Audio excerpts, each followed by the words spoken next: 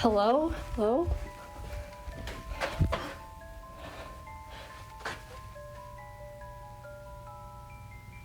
Oh, God. I have to ask, is there any truth to the rumors? And what rumors are those? They've been actually adding a lot of good stuff. Yo. Hello? What the fuck?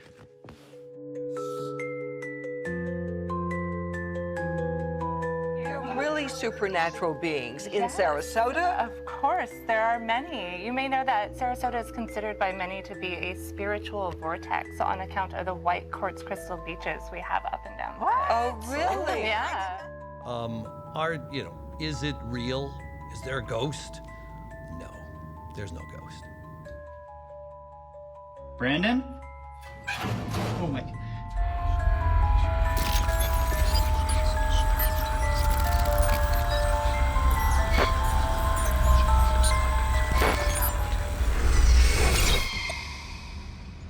Sarasota, Florida. A city where the arts thrive beneath the shadow of towering palms, where world-renowned beaches meet a rich, storied history. Nestled along the Gulf Coast, this upscale yet unassuming community is home to Ringling College of Art and Design, an institution celebrated for its innovation, creative excellence, and state-of-the-art facilities. But not everything at Ringling is modern and polished. Some corners of the campus hold echoes of the past, remnants of old Sarasota, where history seems to linger in the walls. At the heart of it all stands the Goldstein Center, the hub of the film department's editing suites. By day, it's a place of learning, collaboration, and creativity. But by night, strange things begin to happen. Some say it's nothing. Others insist it's the restless spirit of a man named Ewan Gillies.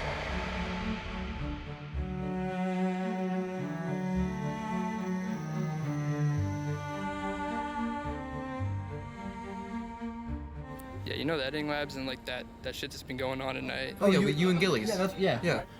Ewan Gillies. You talking about Young Gillis? Yeah, are you talking about that Ewan Gillies guy? Yeah, he kind of messes with you, turns up the heat, locks the door, wipes your files. Yeah, like I'm logged out. Yeah. Could you hear the sounds coming out of this? Can you hear the sound leaking? Have the lights been, like, bugging for you guys? Because that was low-key, kind of scary. I don't know. What? I've been here now for about 18 years, and I teach film production, I teach post-production, I teach cinematography, and I've taught a lot of the courses that we have offered here. So, you know, like anything weird been going on in the editing labs, I've been up there like editing and stuff and like the doors get locked. And the doors open by themselves? Yeah, I've had, like, lights flickering, computers crashing, like, weird stuff like that. The rooms get, like, weirdly hot sometimes. Strange.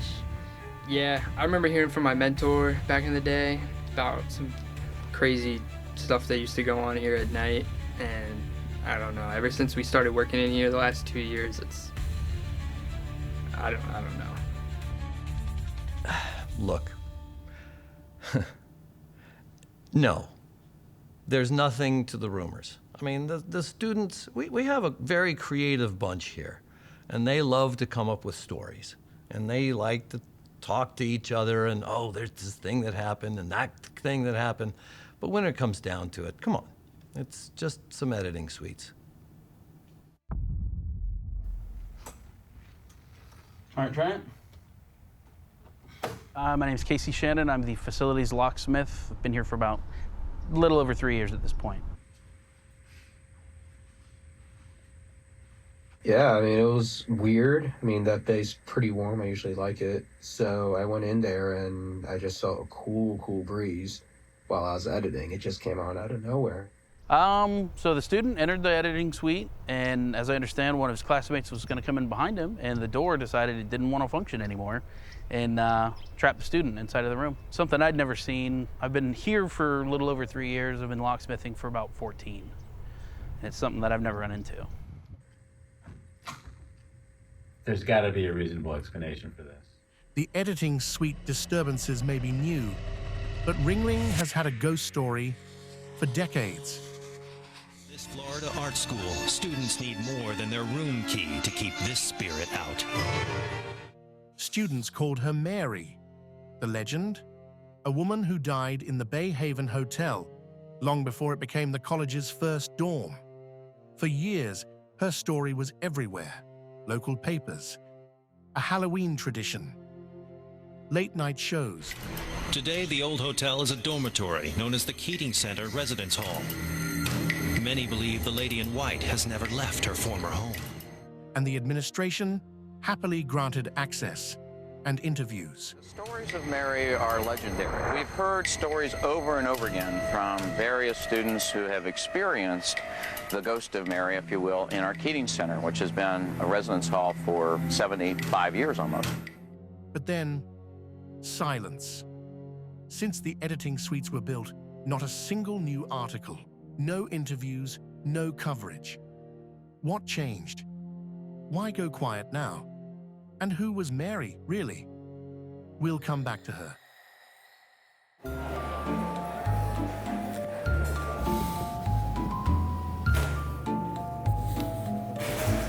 My name is Jim Gilman. I'm the Director of Public Safety here at Ringling College of Art and Design. I've been here just over 4 years now.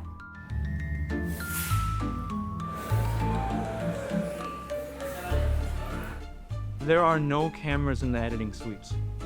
Why do you think that is?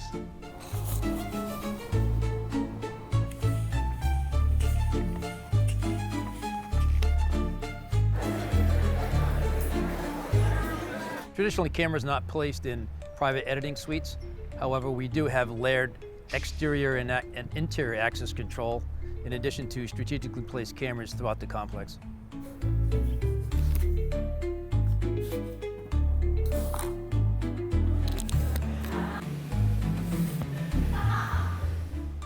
They say they don't put them in interior hallways, but outside offices?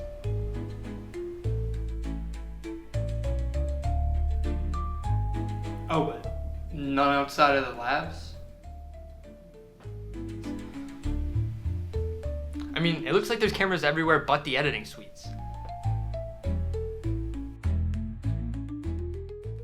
Honestly, the school wasn't listening. We tried reporting the weird stuff. Files going missing, getting locked in rooms with no locks. But no response. So we started posting the clips online. Not for the attention or anything, but just to document it. I never really like going in here, but I have to for a project. So I'm about to show you guys how creepy this place actually is.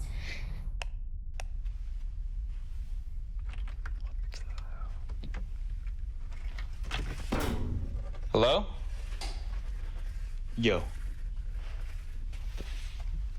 What the f is going on, dude? I can't see.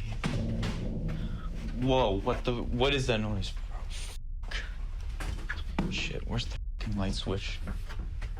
Fuck. This is it. Shit. Okay. Yo. Yo, what's up, Luke? Brandon's in here in the editing base. I'm gonna scare the shit out of him, dude. He's been in here for fucking days. I haven't talked to him.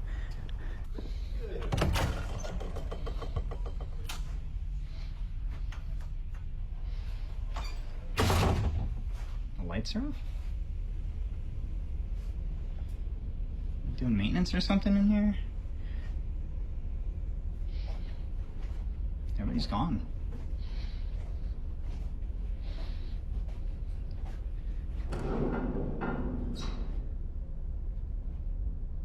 Brandon? Oh my god. What the fuck? What the fuck? Alright, I'm in the Goldstein editing labs, and I'm having an issue with my computer. I had to step out because it was getting too loud.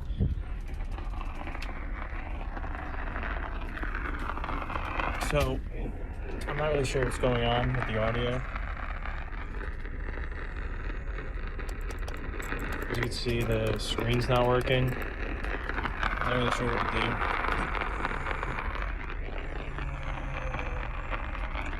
It's just playing over and over again. I can't do anything about it. Let's show this to IT tomorrow, so maybe they can fix it. I might just switch it.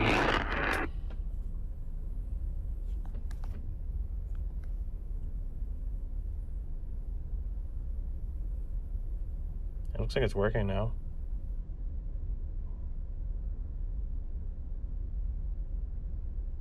On with the audio.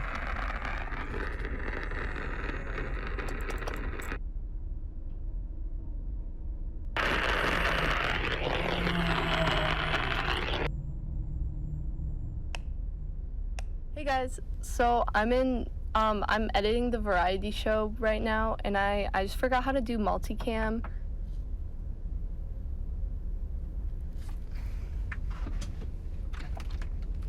I think someone's messing with me because there's hello? There's like no one. What the heck? But yeah, the Ringling Ghost is kind of awesome. He's this old farmer guy named Ewan Gillies.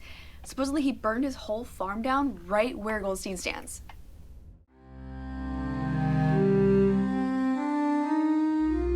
In the late 19th century, Sarasota was merely a struggling settlement until railroads and steamships and wealthy developers like the Ringling brothers came in and helped transform the town. The Gillies family, when they arrived in 1892, they were Scottish immigrants and they were farmers by trade. So when they arrived, they were able to secure 160 acres of fertile farmland and successfully grew citrus and raised cattle. And then a year later, their son, Ewan, was born. Their farm was located along the shoreline of northern Sarasota in the Indian Beach area.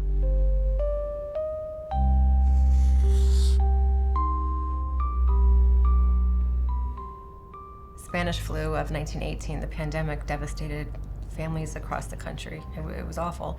And the Gillies family, they were of no exception. I mean, Ewan was left alone. He lost his parents, his wife, his children, extended family. He was the last of his name on his vast estate.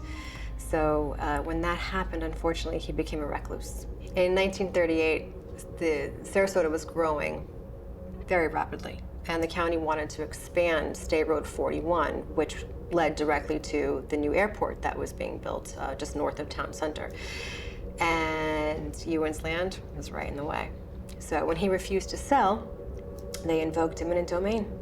And he spent every last bit of his wealth on lawyers and a protracted court battle, and he lost his land.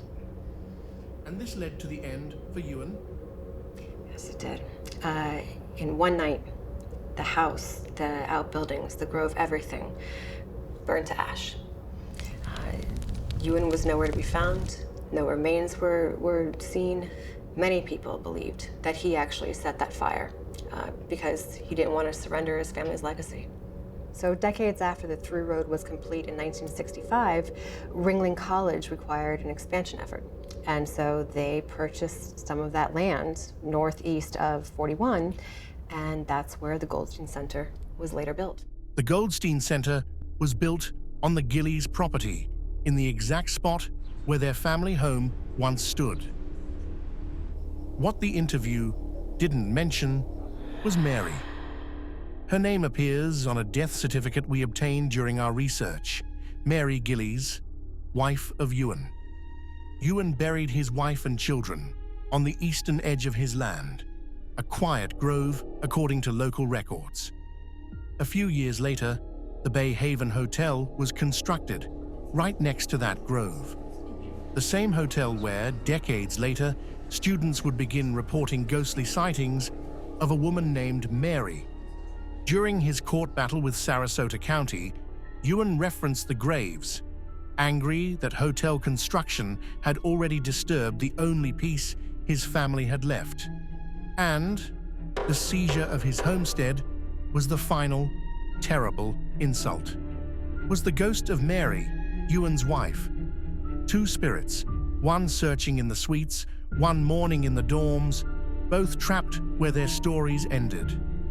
These hauntings were no longer Halloween tales or harmless fun. They were a glaring and tragic reminder of the very real suffering of a family, destroyed by the progress of the society around them. In this context, the school's recent silence began to make more sense. So, I have to ask, why did you elect to have your interview here when I asked you to have it at the editing suites? Was it because of Ewan Gillies? There's nobody that's a bunch of film kids getting creative with some ideas and creating some. Let me start over. So I assume you've heard about the Ringling Ghost. Yes. Do you have any comments? No comment on the ghost. That there's no evidence or proof that such a ghost exists. Cooper, we're gonna get you out of here, bro. Guys, just let's go back to your labs. Facilities is on this. It's a fluke thing. Let's just figure it out. Well, I'm Chris Davis. I've been here 8+ years. I'm now the IT help desk manager. I've been here most of the time when it was notebook services, and now when it's the triage help desk. I've been here long enough. I hear everything that goes on. I see things. I would have known if that was true. There's no way it's true. But this reaction said otherwise. We wanted to know more. Would he speak with us when his supervisor wasn't present? No, I'm good.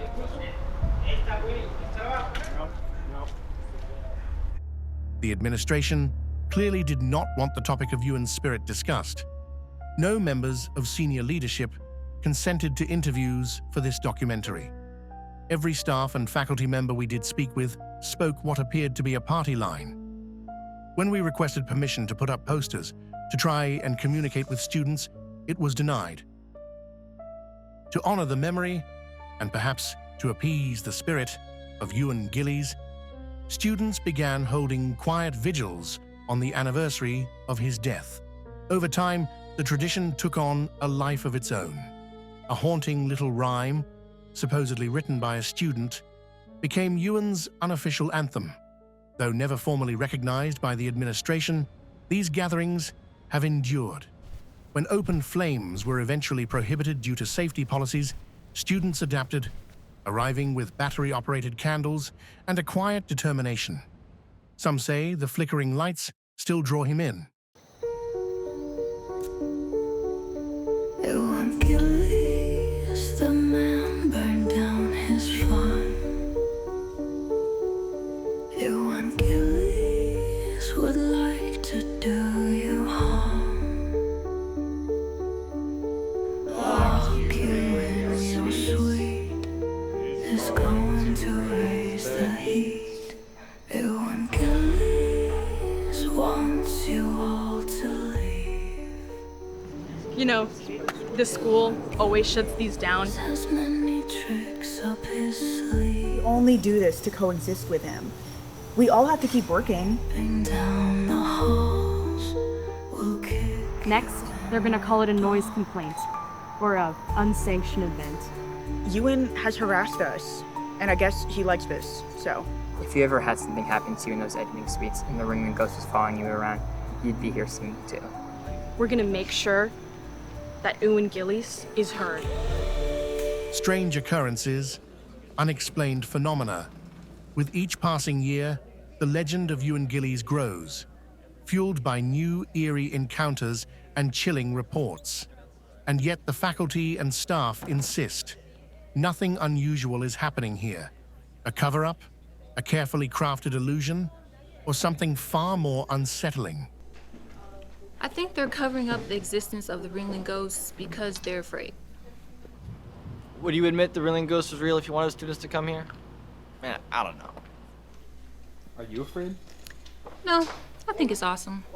But I can understand it. Some of my classmates are totally wigged out by the editing suites and won't even go in. So, like, you know that creepy shit that's been going on in the editing labs? Like, you ever had any, like, weird, like, noises moving on outside the hallways? The ghost is too much for them. Problem? No, it's not a problem. It's kind of legendary. We go to school with a ghost.